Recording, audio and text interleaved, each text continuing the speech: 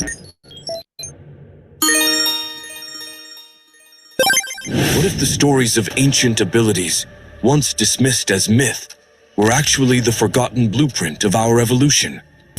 Across history, whispers spoke of powers beyond imagination, to bend reality, to access the hidden depths of the mind, the strength to move mountains, the vision to see beyond time. These were not fantasies. They were skills, dormant within us, waiting to be unlocked. And now, the time has come to awaken them all. For 4 days, the world will unite to activate 36 superpowers that will redefine what it means to be human.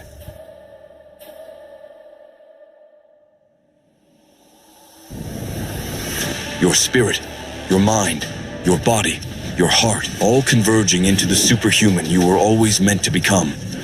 This is more than a summit.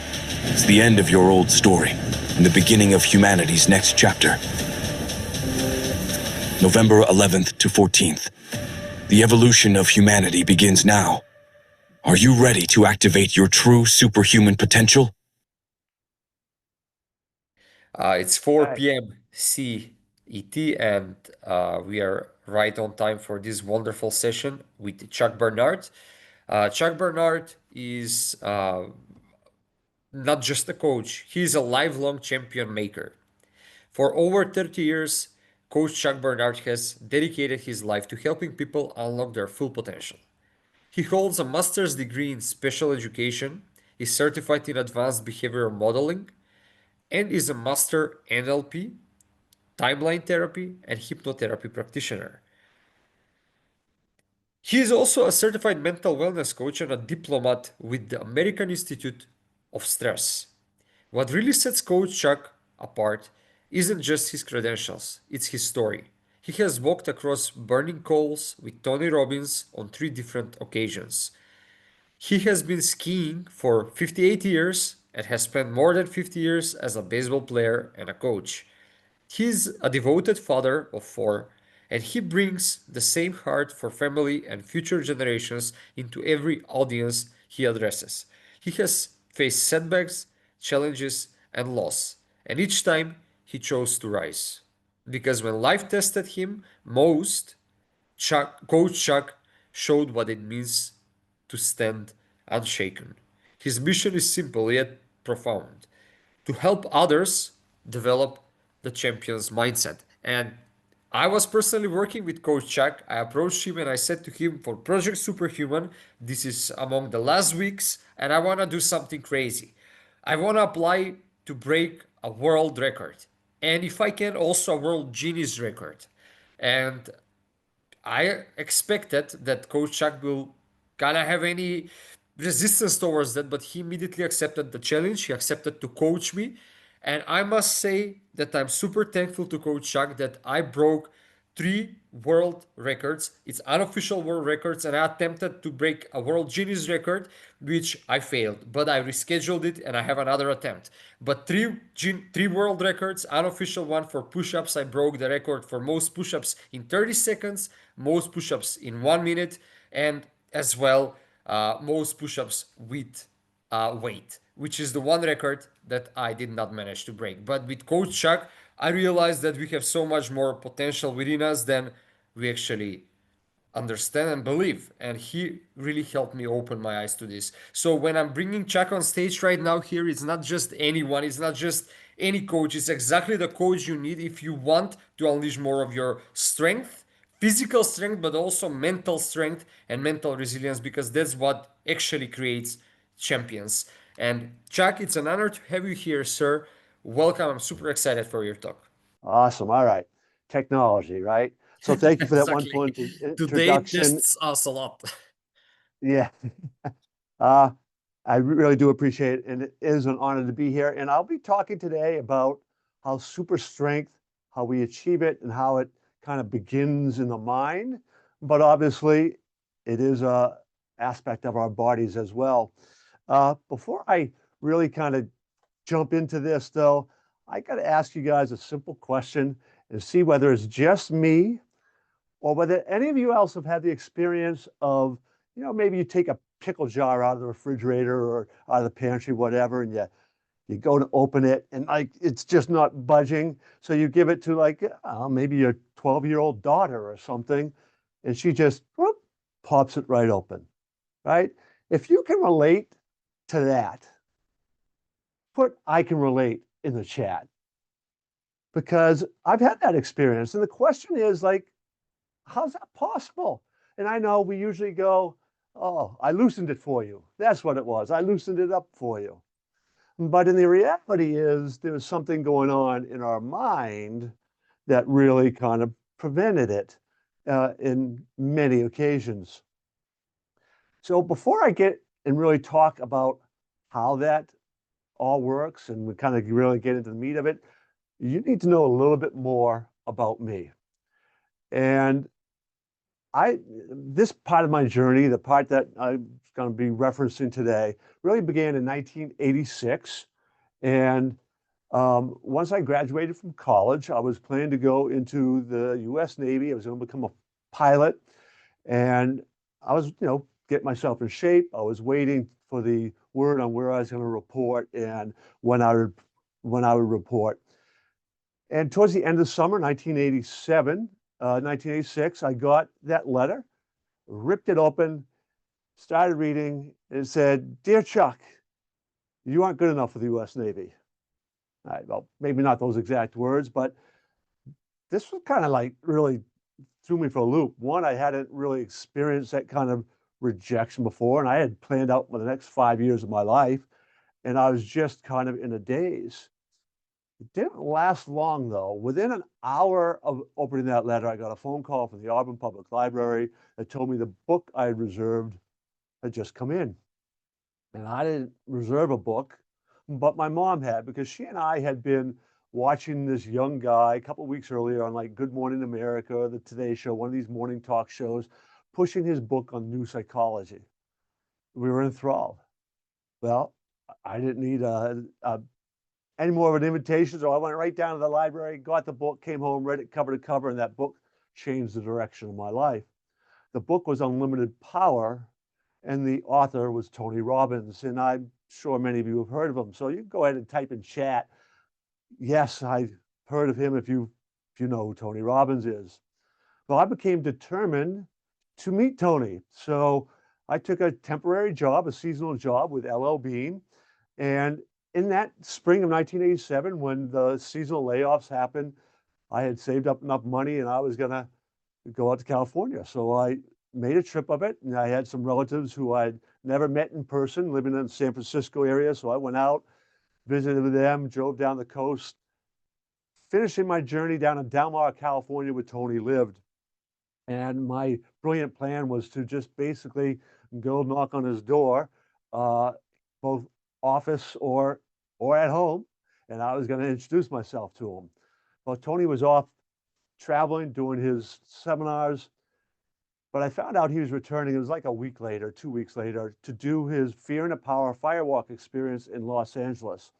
So again, I created a brilliant plan of getting up to the hotel early, sitting in the lobby. When he came in through the door, I was going to introduce myself to him and convince him to give me a job and teach me all the stuff that he was writing about in that book.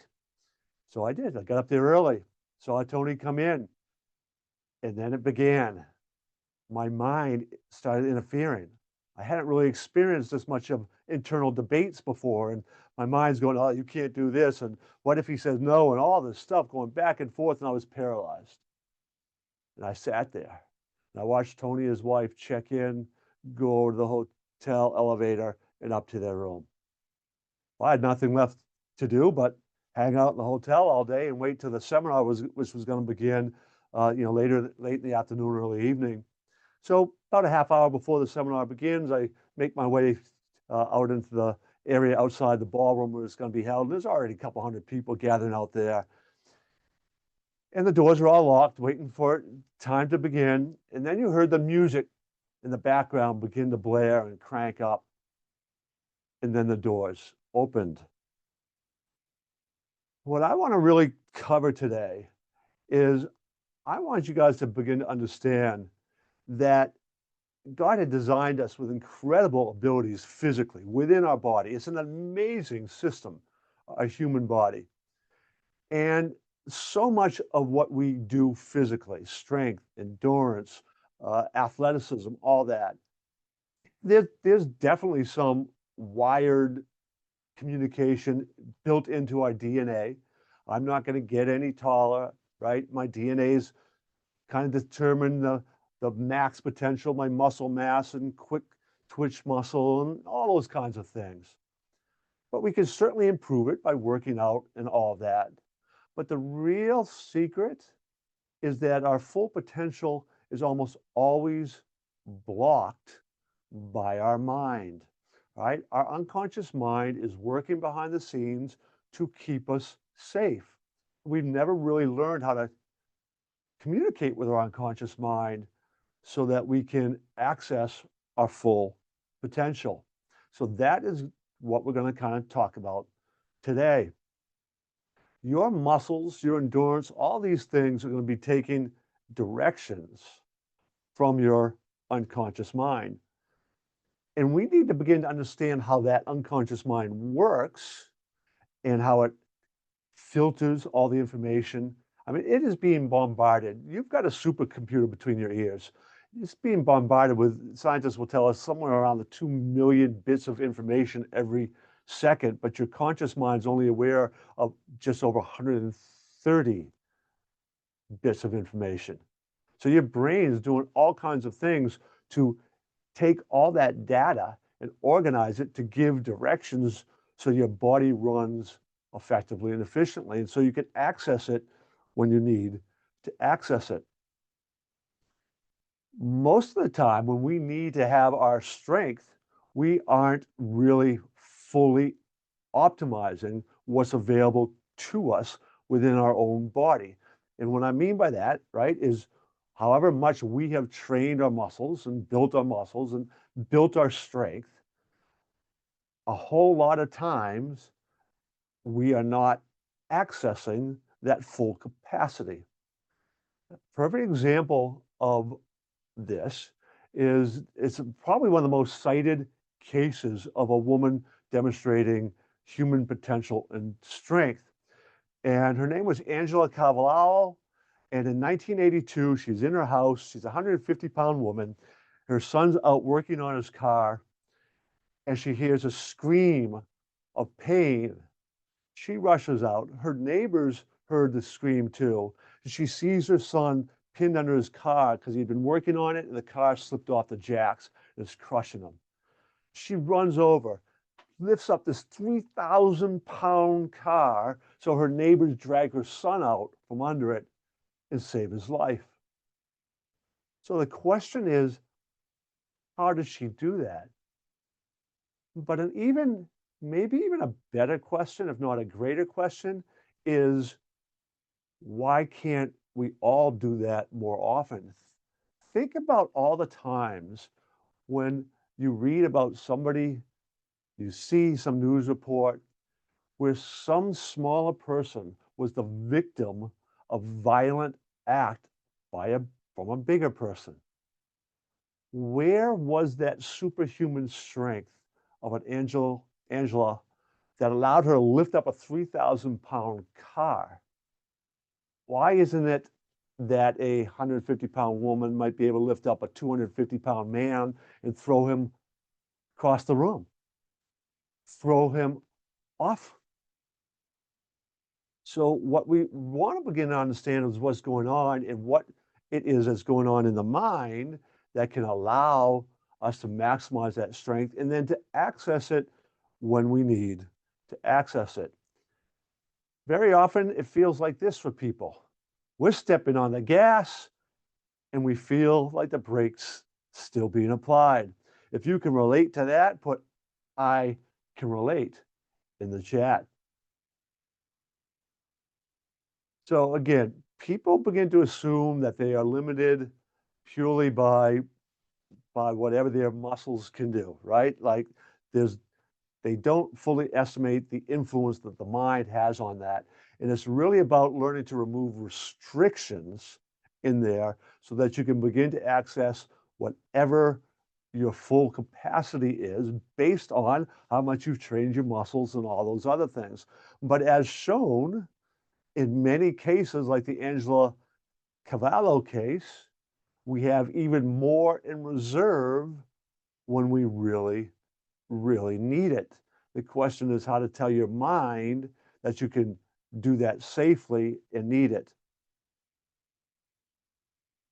So there's really two principal blocks that we want to talk about. Beliefs, and I will lump labels in for the argument of this presentation into that category because sometimes we believe the labels that have been given us or we have given ourselves, and those become part of our identity and have a great influence on us. The other area besides these beliefs and labels are the emotions that we're carrying around with us. In particular, negative emotions. Emotions, to hold on to those and try to deal with those, require energy. And when we are holding on to these emotions, it's sapping energy from us. Emotions of fear, of guilt, of shame, of hurt, of sadness, all of these things. And there's one other that I will talk about in a little bit, and it's anger. Because sometimes we hear that anger, particularly with like people in wartime, become heroes because they get so angry at what they're seeing that they react out of that anger and do these heroic feats. My argument is that what they do in that moment of anger is they switch the anger into a different emotion, something akin to determination. And that is what then drives them forward. But ultimately, what many of us feel is this, right? We've got all this stuff being piled on our back and it's weighing us down, right? We even sometimes use those metaphors. And we need to begin to figure out exactly what we have back there so we can begin to take care of that and remove that.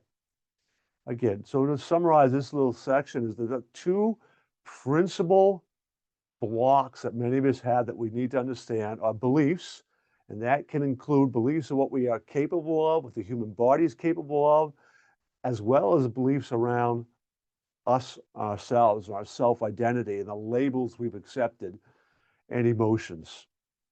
Those are the two principal ones. There are more. But once we begin to understand that we have those and we're holding on to those, then we can begin to go through processes to clean those out. One of the things that I talk a lot about is becoming a sower of the seed of possibility, right? That idea represents the 5 processes or steps of the process of what I do to help people begin to fulfill their full potential. The S in being a sower begins with a self, right? So I've talked about these principal things that are these blocks that come in that keep us from achieving that full potential, athletically, intellectually, in any realm, right? So if we are trying to do something strength related, what are those things that might be getting in the way? And we've got to begin to identify them. The beginning of wisdom is to know yourself, right? So we've got to do a lot of self-reflection, begin to pull out what often lies in the unconscious mind. So we need to do some soul searching, and sometimes we just need some help from somebody who can ask the right questions, right? So when you look at the question, you can begin to answer. Now, once you've identified these labels that you have and these beliefs that you hold on to and the emotions that you have and decisions that you've made and begun to identify things in your memories, because those are your filters, right? The language you use, the memories that you have, the decisions that you've made, the beliefs that you have, the emotions you're holding on to. This is what your brain is using to filter all that information and either delete some of it or distort some of it or make some generalizations, file it away in different filing systems that you have inside your unconscious mind. So We've identified those. We make a list of them. That's the S. Then the O, that's owning it. Because when you own it, when it's yours, you can decide, oh, I like that. I want to keep that. That's helpful. That's good. That supports me. That, you know what? I should just throw that thing out. That's no good. That doesn't help me. That doesn't support me. Now, sometimes just doing that, just finally taking ownership and going, no, I don't. That's a horrible belief to have. I don't want that. I don't like that. I never liked that label. Just doing that sometimes is all you need. Many times there's some other strategies and techniques that you can do, and sometimes you might need a coach. This is one of the reasons why some of the elite athletes around still have coaches, right? Because it's below their conscious awareness a lot of times, and they need to learn how to not only identify it, but own it. And then W is weed it. So once you've said, oh, I want to get rid of it, how do you do that? That's the weeding process. And there's a lot of different techniques you can do to really explain this well, because there's two aspects of weed. I need to kind of share a personal story because it represents the imagery so well. In June of 2022, my wife was diagnosed with cancer. And in July of 2022, she passed away. It was sudden, it was quick.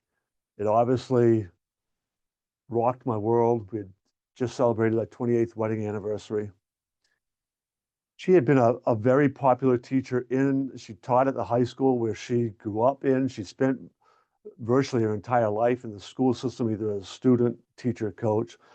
So we had a pretty big service for her. But then we were going to have a more intimate service, still with a decent number of people, after the primary one at our house. And we have a pretty big backyard. And, there was a spot that my wife and I, we had planted some plants and all, but we never really had a garden because neither one of us ever took the time to make it a garden.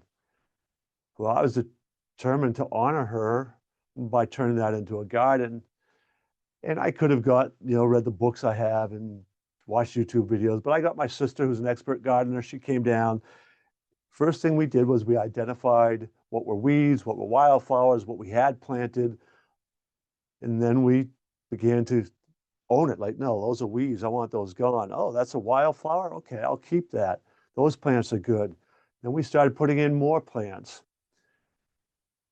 adding to the soil. When we were done, the garden was beautiful. It was a wonderful tribute to my wife. Well, that winter, I had an opportunity to become a caretaker at a property my cousin inherited. And I kind of joke because it was easier for me to move out of the house than to kick three of my four children who are living at home with me, and they're all in their 20s. It was easier for me to move out than to kick them out. So I moved out, and it wasn't far away. So I'd come back for a visit in the beginning of that summer. I came back, walked in the backyard. The garden was overrun by weeds because I hadn't continued to weed it. We don't just do it once. Life's going to bring in weeds. It's going to bring in pests. It's going to bring in storms. It's a lot easier to lose that beautiful garden than it is to maintain it. And we have to become diligent. The best way to do that is to apply heat to our life. That's habit, emotion, attitude, training. And when you build these habits, and you want these habits in your life, brings us to that letter E in becoming a sower. You need to empower yourself. You empower yourself with empowerment teams, accountability teams to help you out. You empower yourself with the right strategies. You empower yourself with techniques like anchoring to get your emotions under control so you can use your emotions when you need them most. And then you turn your habits into rituals. Rituals have meaning, they have a purpose, they have a plan. Very often they have symbolic or ceremonial aspects to them. And when I'm working with athletes, I talk a lot about the power of rituals and the importance of rituals. It's really like your unconscious mind is controlling different levers, giving you the right amount of adrenaline or other chemical reactions that are needed to do whatever feat you have. But it's trying to be a little bit safe in how it applies these levers.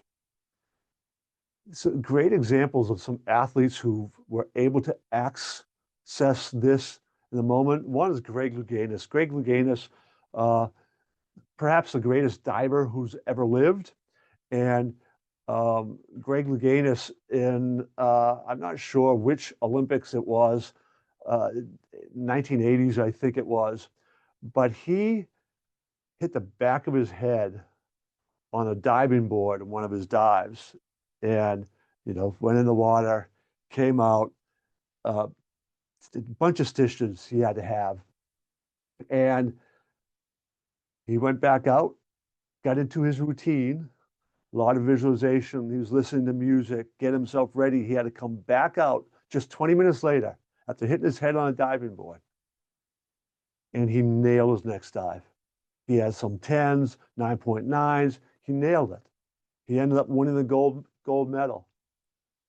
Now, my own story from this was I did a backflip off a diving board once and was just told by my dad and my uncle how close I came to hitting my head on the board. I was just told how close I came. And I couldn't do a backflip anymore. My mind began to get in the way. And this is the case that happens to many of us. So we are trying to achieve that strength feat, whatever it might be, athletic feat that we want to do, our goal. And our unconscious mind is moving these levers, but because some of those weeds are still in place and we haven't removed them all, it's not applying them as we really need. So this explains how you can have two wrestlers. One of the great wrestling upsets in history was the 2000 Olympics when an American, Gardner was his last name, beat one of the greatest Olympic wrestlers ever in history. One of the monumental upsets. So you have these two wrestlers and everybody's picking the Russian, right? He's the best. Nobody's been better than him over his entire career. He won, I don't know how many consecutive matches it was. Everybody's picking him. Then you have this Gardner who's a big, strong guy. But in that moment, in that match, he was able to access everything he needed to knock off the greatest wrestler in history and pull off the greatest upset in history. It really comes down to state management, right? You've got these two athletes, same moment, one comes through, the other doesn't. It's about accessing those emotions that you need and making sure the ones you don't need have been weeded out and are gone. And there's techniques like anchoring techniques and strategy techniques that you kind of practice and rehearse and build in. And yes, of course, there's obviously physical training you need to go through. But again, when you reach those higher levels, when you reach that level of competition, the thing that really separates the champions from that person who isn't the champion is what's been going on in the mind, not the training they've done with their body. Strength is a chemical reaction that's going in. And again, yes, there are certain DNA constraints that your body will only be able to build muscles so big, so fast, all these things. What those constraints are, though, are too often imposed by your mind and not what your body can actually do. Most people are only accessing a very limited amount of their potential because they aren't managing their state well and they aren't weeding their garden on a regular basis, right? So when you are in that moment and you're ready to compete and your unconscious mind hits go, you need to be ready. I'll tell you another brief little story. I worked with this woman many years ago. She was a teacher at a school that dealt with kids with some real difficult behaviors. And she also wanted to teach in the evenings at the Correctional Institute. In order to work for the Correctional Institute, she had to pass a physical. And she had struggled with her weight her entire life. So she knew what she had to do for push-ups, sit-ups, be able to run a mile a certain time. And it was coming down to the week before she had to take the test, and she wasn't close to being able to succeed in passing the minimum standards to be able to teach. And she really wanted to. So she came to me. She knew what I did, the work I do. And she asked if there was any way I could help. I said, boy, there's not much time, but you've been training, right? And she talked about her training regimen. So I said, yeah, I think I can help you out. So we helped her weed the garden, identify what it is, weed the garden, and then access using some anchoring techniques and visualization techniques, that state that she needed. So when she showed up for that test, all that was going to kick in. She called me up after she got done. She passed all of them with flying colors. That was because she was able to remove the barriers and then access the state that she needed, right? So again, to kind of summarize, your unconscious mind has a perfect understanding of what it needs to keep you safe and fully access your athletic, physical capabilities. But too often, because of the filtering process that goes through, it errs on the side of caution.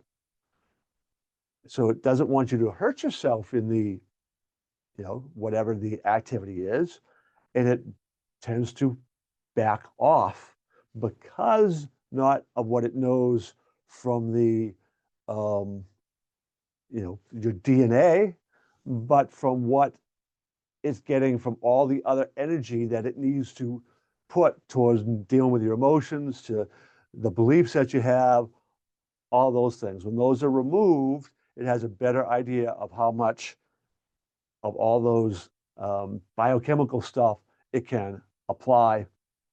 I want to do one quick demonstration with you guys. I just want you to all stand up. Wherever you are, just kind of stand up. And I want you to point out in front of you. Keep your right arm 90-degree angle to your chest. And notice where you're pointing, then turn across your body, keeping that right angle, and turn as far as you can. Notice where you're pointing, then come back. Now I want you to shut your eyes, and I want you to imagine, when you imagine this, I want you to first think of something you absolutely positively know you can do physically, like pick up a pen, right? Like, oh yeah, I can pick up a pen. When you imagine that, I want you to notice every characteristic about that image in your mind, right? Is it color? Is it black and white? Is it a movie? Is it still frame? Is it a slideshow? How close is it? How big is it? How bright is it? Clear is it? What's the intensity of it? Are you in the picture? Are you seeing yourself through your own eyes?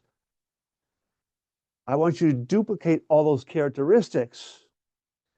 Now, with your eyes shut, again, right arm in front of you, 90-degree angle. I want you to see yourself with the same characteristics, the thing you absolutely know you can do. And I want to have you turn now, seeing yourself go further than you went before, seeing yourself turn further and go as far as you can.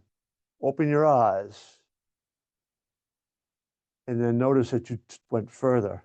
And go ahead, if you went further, go ahead and type in the chat that you went further. Fantastic. All right. That's the idea of what the mind can do. Now, When I was there at Tony Robbins' thing, and the doors opened, and there's that ability that we have, right? Once we get our unconscious mind in line. Well, those doors open, and this is not like any seminar I'd ever been to. People are running in, trying to get front row seats. I get caught up in the crowd. I'm a kid from Maine. The only seminars I'd ever been to were run by college professors sitting behind their podium talking about their research. This was not that. And I was beginning to get pumped up and kind of excited, and I really couldn't wait to watch people walk across burning coals, because that's what my intent was. I'm going to watch them. Well, by the end of the night, there I am in line, baby, and I'm getting ready, and I'm all pumped up, and I come about my turn. I could feel the heat coming off the coals, and I'm looking up the way they teach you, breathing. I'm getting fired up, and then they say, go. Boom, walking across 14 feet of burning coals. Get across the other side, look back, and I'm just, I didn't sleep at all that night. And at that moment, I began to really realize, like, all right, man, our human mind, our human potential is off the charts. We have no idea of what it really is. And, after that, I've begun to try to figure it out, because the truth of the matter is, it's far easier for us to get out of state. It's far easier for us to be in just a mediocre state than it is to get into and maintain that peak performance state, right? I share this with athletes a lot. It is, you're fighting so many forces from outside to be able to get into that state and maintain it. That's why these feats like Edwin Moses, who went for 9 years, 9 months, and 9 days without losing a 400-meter hurdle race. 9 years, 9 months, 9 days, he didn't lose, right? Or my friend Mike Bordick, who set an MLB record for games and chances by a shortstop without making an error. There had been years of training behind all that, but their ability to get into that zone state, that flow state on a regular basis is what separated them apart, right? So that trial by fire was a cementing to me of what is going on in our mind versus our bodies, right?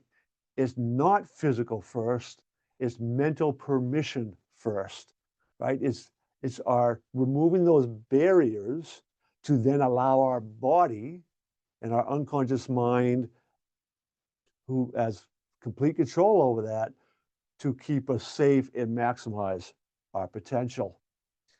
So as we think about this, right, we have our mind, we have our body, we are accessing, really, I talk about the spiritual aspect, and that is because there's something outside of ourselves that can help us align all the energy that we need, the right beliefs that we have, and the right strategies to achieve whatever those goals are.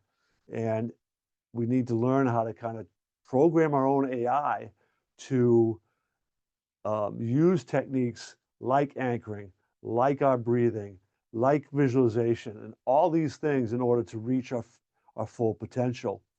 Ultimately, if we want to put on a champion's jersey, there are some ultimate tools that you want to really kind of get into your life. And I use the term besiege to kind of help us remember those. Breath is a very, very powerful force. Energize, right? We need to energize our body. We need to get all that electricity in our body flowing smoothly, efficiently to where we want it. That's going to help us get into the state that we need, that we want to be in order to perform. And the state can be completely different depending on the athletic feat that you want to do. A marathoner, a sprinter, a power lifter, a combat sport person are all going to utilize different states. You want to be able to imagine, right? Visualize. You want to be able to visualize, though, appropriately. If you visualize, we can all visualize things we don't believe will happen. And if you visualize what you want to have happen, the same way you visualize what you don't think will happen, then you aren't going to get it. Then we want to be able to do our emotions, and we want to be able to generate the right strategies, and then we want to be able to execute them so that we can wear that champion's jersey. So again, to summarize real quickly, activating the super strength, champion's code, besiege model, breath, energize, state, imagine, emotion, generate, execute. And when you can do this repeatedly, your unconscious mind begins to treat this as if normal, expected, and safe. I'll just leave you this. If anybody wants to get a copy of these slides or even schedule a strategy session with me, I will waive my usual fee. But to do that, you can scan this code, takes you to coachchuck360.com. You can text me first name, last name, best email, put Superhuman Summit. I can get you a link, a unique calendar link, so there's no charge, and we can have a strategy session. I'll also can get you access to these slides. And I'll make sure Dijon has access to these as well, so you can get these slides to you. And thank you. It was an honor to be here. Thank you so much, Chuck. And you are so generous as usual. I'm really impressed by how much knowledge you have on the topics of being a champion, be it that physical, mental, emotional, spiritual. You can dive into all of these pillars separately and create a lecture for people to understand that being a champion doesn't come just with the physical. More often than not, the mental precedes the physical, and you, as you said, you need to give mental permission in order to achieve what you want to achieve. And I thank you for this. Thank you for sharing all this wisdom. If anybody has a question, please feel free to leave it in the chat. I see a lot of reactions and a lot of love for the session. People truly resonated and loved it. And of course, I have one question that I wanna ask you, that I wanna share with you specifically my experience with attempting the Guinness World Record and what I believe stopped me. And this can be also for people to just see that how much your mental can affect your physical. It wasn't my lack of strength that made me not achieve the Guinness World Record. It was actually my scattered mind, because all the time I was having a lot of balls to juggle with. I needed to do Project Superhuman, organize the summit, the renovation at home, and it seemed like every person in my home wanted a piece of the cake that's called Denny. So my wife and of course my family wanted the renovation part.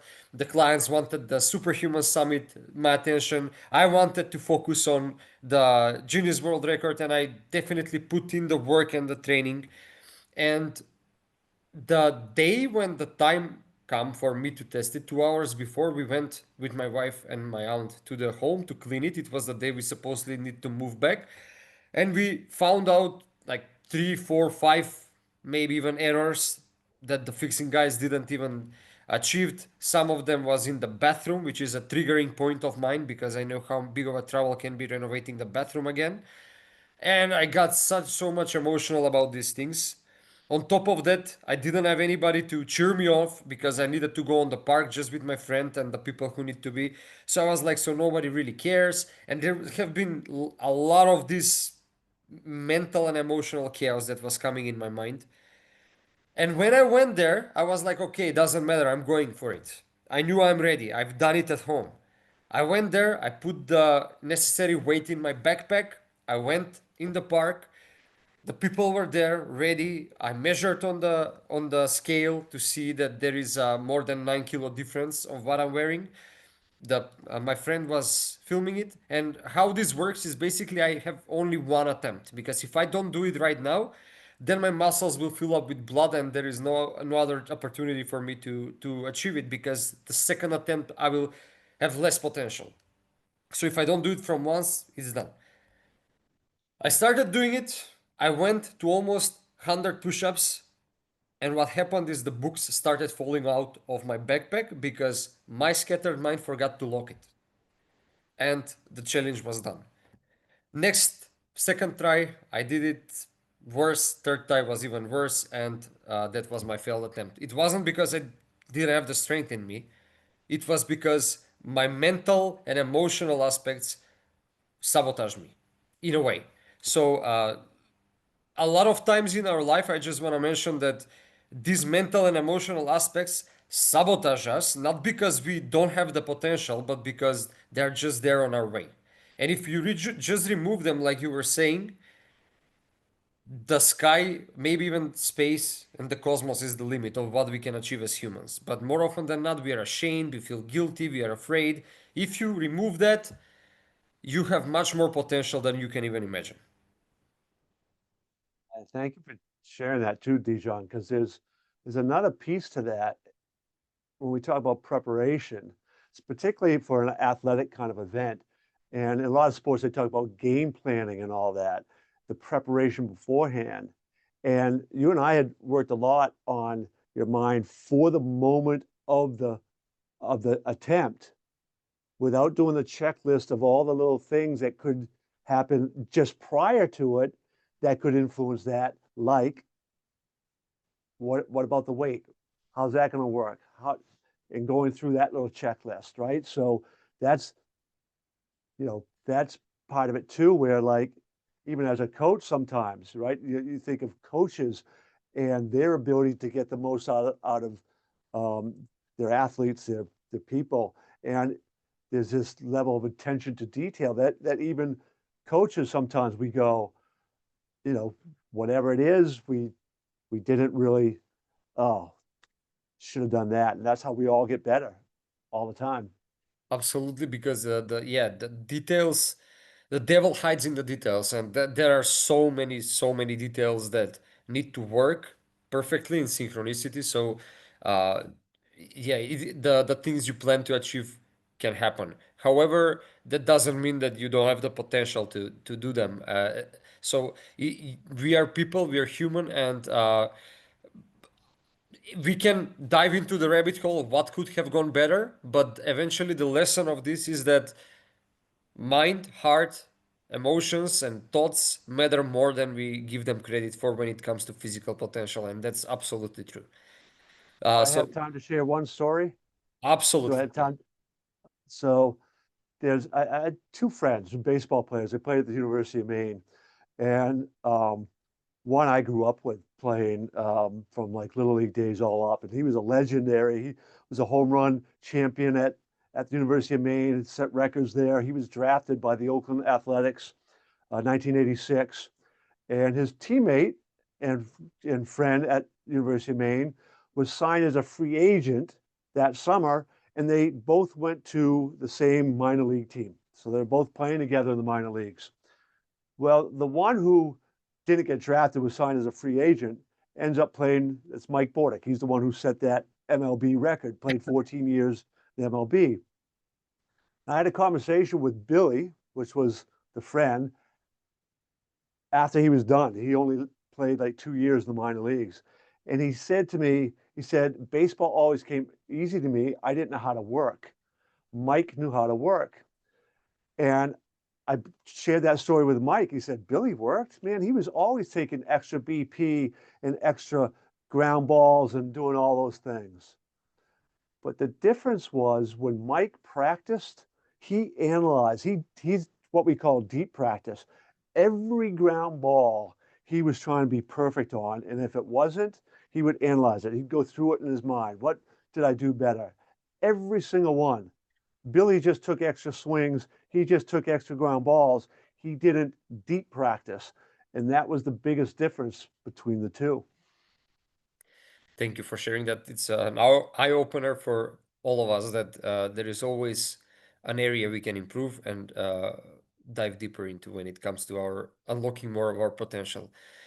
Thank you so much, Chuck. If anybody wants to work with You Chuck, I strongly suggest, because he's so gentle and caring, and even though he says that we could, this is a testimony of how much he is invested in the work. He says we could have gone into much more detail, because that's exactly how he is as a coach. He goes into the all every detail possible with you, so he can help you achieve more of what you want to achieve. So if you want to work with Chuck, I strongly suggest go scan that code. We're going to share the links with you, so it's much more convenient to connect with him.